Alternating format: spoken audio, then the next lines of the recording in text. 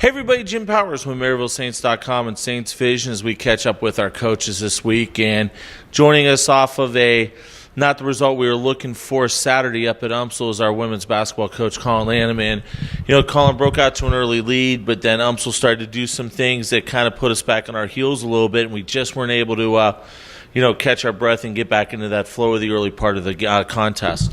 Yeah, we knew that UMSL was going to come out and compete. They've had a lot of close games, and they're a 500 team right now, but a lot of their losses they've been right there for or have been, to really good teams. So we knew that they were going to come out competitive. So wasn't really surprised by that. Knew Alex Laporta was going to be really good on the glass. But I think we underestimated them. I think with our win at Truman, might have got a little big for our britches. Probably needed to get knocked down a peg or two. Would have preferred to learn that lesson and still come out with a win, which, we did some good things late. They called a timeout under a minute and challenged the girls, said, hey, we're going to sit here, we're going to get a stop, and then we're going to go win it the old-fashioned way, and had a good look, missed the shot, put them back on the free throw line, had another shot to tie it up and send it to overtime. So, we got what we wanted late. We just got to execute better. And what we talked about is, championship teams win ugly. And it was one of those games for us, but I still think I still think that we played well enough to come away with a win, just didn't do all the little things we needed to do to secure that win.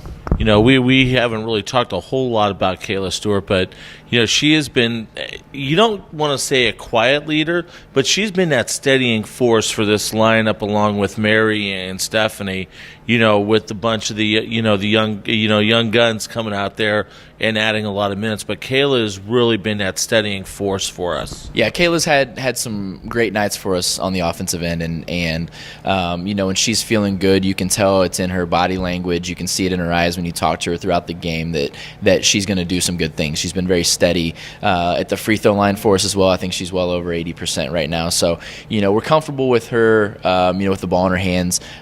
Just need, everybody really on the defensive end to step up our intensity and pressure. Our offense is good enough. Again, going back to this game, we only scored 59 points, but we scored enough that we should have come away with a win if we take care of the little things on the defensive end.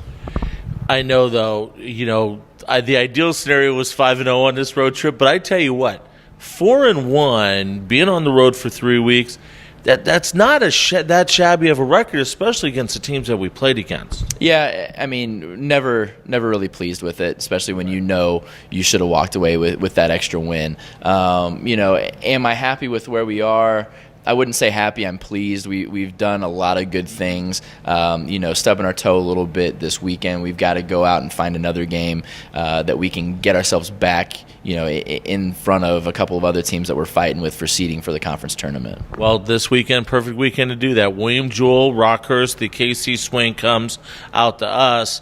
When you look at Jewell, you look at a team that's going to do the fundamentals. They're going to do all the right things offensively and defensively, and then Rockhurst, same thing. I mean, two of the crafty veteran coaches in the JLVC, we're going to see them here at Simon this weekend. Yeah, we've always had battles. Last couple of years we've gone out to them, and they've always been tough matches against Jewell and Rockhurst, and we don't expect anything different this week.